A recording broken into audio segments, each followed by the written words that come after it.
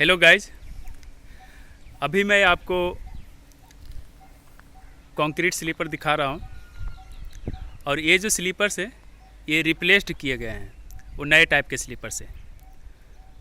तो एक टाइप से बोल सकते हैं कि ये अनयूज्ड स्लीपर है, अब मतलब यूज किया गया है बट इसको अब स्क्रैप कर दिया गया है, डिस्कार्ड कर दिया गया है। और ये जो रेल है ये 52 केजी रेल्स हैं और ये सब डिस्कार्ड कर दिया गया है, इसको रिप्लेस्ड कर दिया गया है। यहाँ पे सारे स्लीपर जो हैं आपको पीएससी कंक्रीट स्लीपर दिख रहे हैं और ये पुराने टाइप के पीएससी स्लीपर हैं जिनको कि रिप्लेस करके नए टाइप वाले स्लीपर जो कि आप एक नीचे में देख रहे हैं उस टाइप के स्लीपर से रिप्लेस कर दिया गया है। और ये जो स्लीपर है ये भी पीएससी स्लीपर ही है, लेकिन इसका डिज़ाइन जो है वो इस टाइप के स्लीपर से काफ़ी अलग है। और ये जो है ज़्यादा स्पीड प्रोवाइड करने के लिए डिज़ाइन किया गया है और ज़्यादा load carrying capacity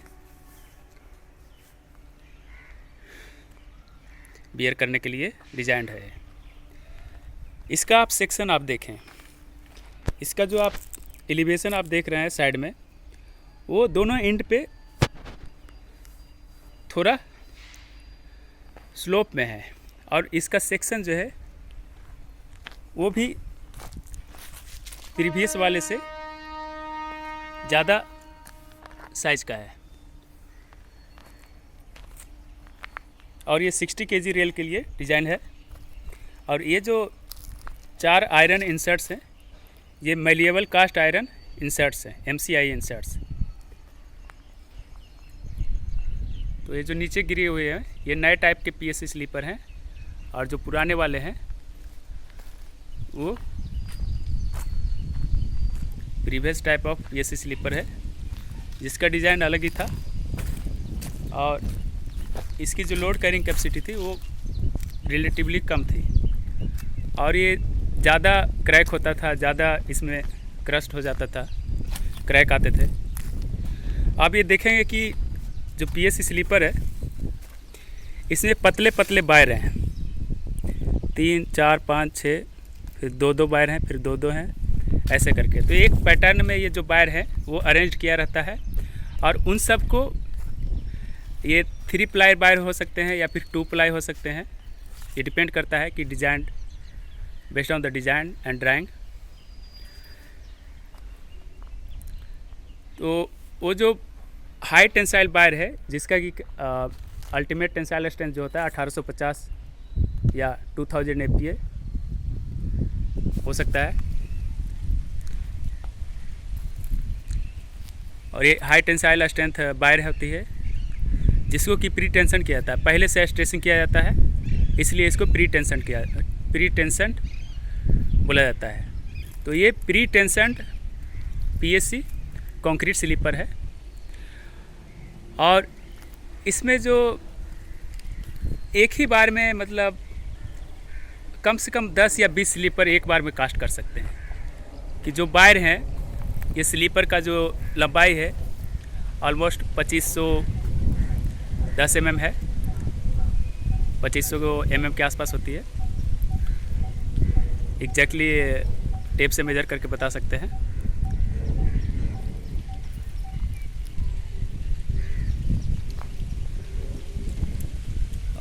I think 2750 mm इसकी जो लंबाई होती है 2750 mm होती है।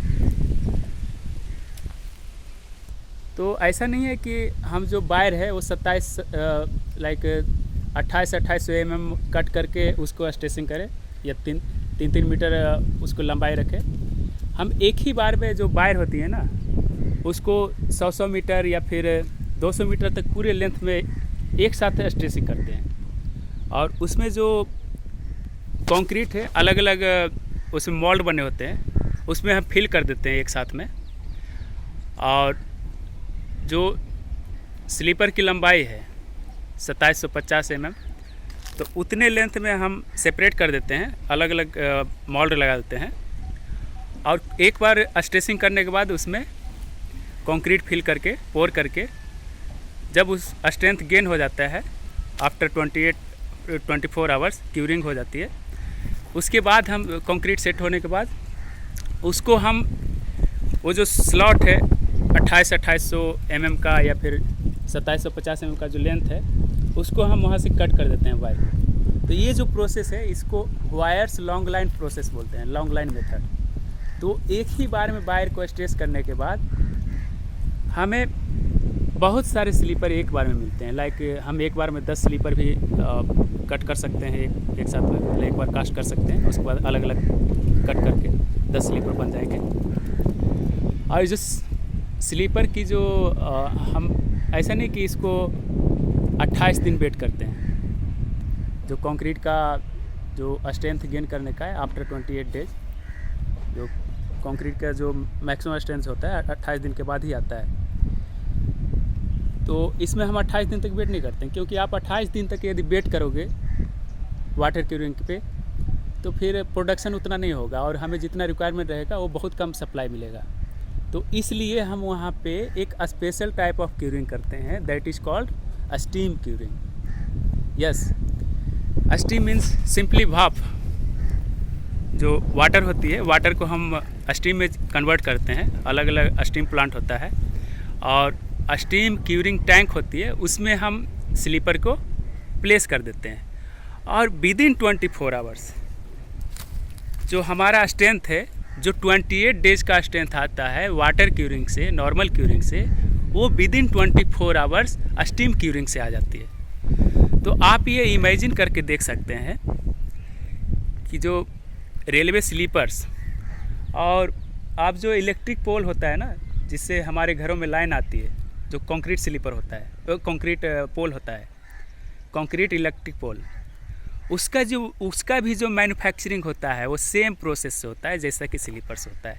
उसमें भी हम छोटे छोटे वायर रहते हैं, पतले पतले वायर रहती है, हाई टेंसाइल STS वायर होती है और उस वायर को हम 200 मीटर तक 300 मीटर तक स्ट्रेच करते हैं और अलग अलग मोल्ड बनाते हैं सर्टिफाइड लेंथ के, कि लाइक 12 मीटर 13 मीटर लेंथ है इलेक्ट्रिक पोल का। तो उसको भी एक बार में कास्टिंग करने के बाद उसको फिर अलग अलग कट करते हैं। That is also wires long line method. वो भी प्री टेंशन होती है, ये भी प्री टेंशन होती है।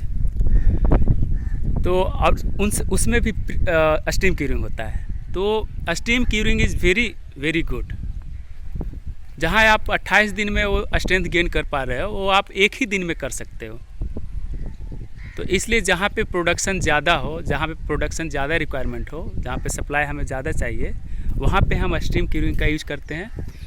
अब यदि आपके गर्डर्स होते हैं, ब्रिज गर्डर्स होते हैं, PSC गर्डर है, यदि आपको बहुत ज़्यादा नंबर में गर्डर्स चाहिए, लाइक यदि मेट्रो कंस्ट्रक्शन हो रहा है या फिर फ्लाईओवर बहुत ज़्यादा चाहिए, तो आप वहाँ पे स्टीम क्यूरिंग का यूज़ कर सकते हैं।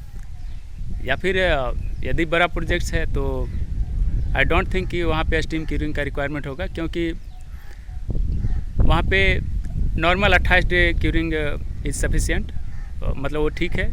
आपको उतना भी जल्दी करने की ज़रूरत नहीं है। आपको जल्दी ज़्यादा गर्डर चाहिए तो आप नंबर ऑफ़ बेड बढ़ा सकते हैं, उसमें आप बेड बढ़ा लें। लाइक जहाँ 2 बेड पे 28 दिन में 2 ही गर्डर निकल रहे थे, वहाँ पे आप 5 बेड कर सकते हैं, अलग अलग बेड पे अलग अलग कास्टिंग कर सकते हैं। तो जनरली जो रेलवे PSC स्लीपर होता है और electric pole, concrete electric pole होता है, उसमें स्टीम क्यूरिंग का यूज़ करते हैं। सो और इसका जो शेप है वो ट्रेपेजॉइडल शेप में है। एक सिंपल ट्रेपेजॉइड है जिसका इसकी टॉप पोर्शन जो है उसकी विड्थ नीचे के पोर्शन की तुलना में कम होती है। सो थैंक यू गाइस, ये हमने स्लीपर के बारे में आपको बताया। और स्लीपर 1 किलोमीटर में कितनी आती हैं, that is called sleeper density. ये हमने कंक्रीट स्लीपर के बारे में बताया। इसके अलावा वुडन स्लीपर और steel channel sleeper, HBM sleeper या फिर स्टील पॉट स्लीपर भी होती है। पहले के टाइम पे, ब्रिटिश टाइम पे स्टील स्लीपर का ज़्यादा यूज़ होता था। आज भी आप कहीं कहीं किसी लाइन में देखोगे, रेलवे लाइन में, कि स्टील स्लीपर का यूज़ किया गया है, जिसमें कि बॉल टाइप का होता था, उसमें दोनों साइड में बॉल टाइप बन जाता था। उस टाइप के स्लीपर आपको देखने को मिलेंगे कहीं कहीं पे। और आई थिंक कि वुडन स्लीपर आपको बहुत ही कम ही जगह पे देखने को मिलेगा, या रेयरली आपको कभी मिल सकता है देखने को। पहले ब्रिज पे भी वुडन स्लीपर लगाए जाते थे। वुडन स्लीपर और ये स्टील स्लीपर का अलग अलग एडवांटेज और डिसएडवांटेज है, और पीएससी का भी अलग अलग एडवांटेज है।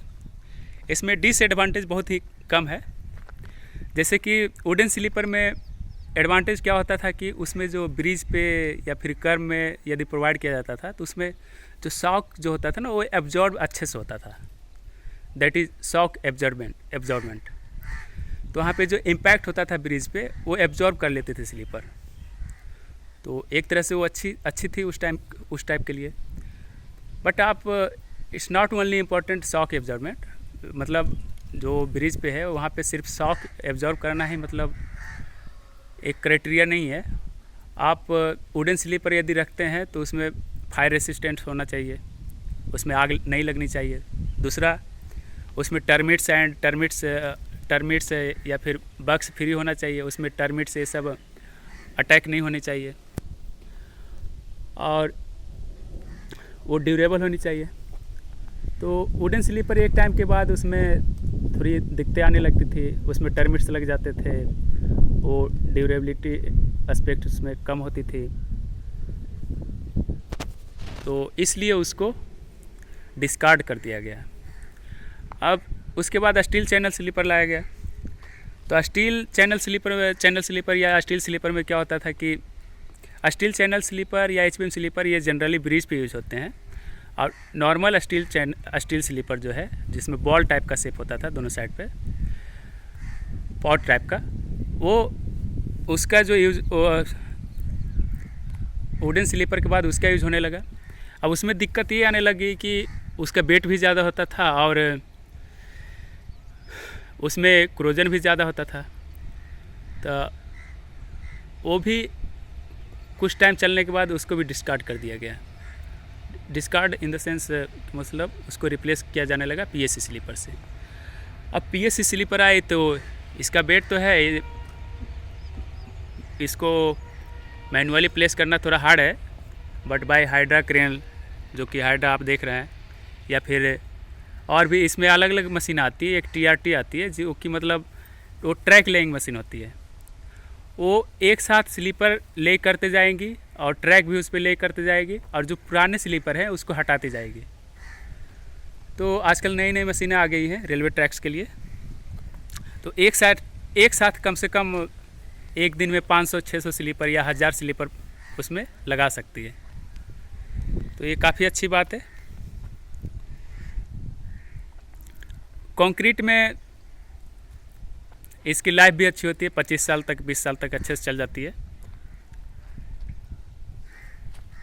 इसमें क्रोजन भी नहीं होता है, टर्मिट्स अटैक्स भी नहीं हो सकते हैं, फायर रेसिस्टेंट भी है। तो आई थिंक ये जो पीएससी स्लीपर है, पीआरसी स्लीपर, ये काफ़ी अच्छा है। So thank you guys. Okay.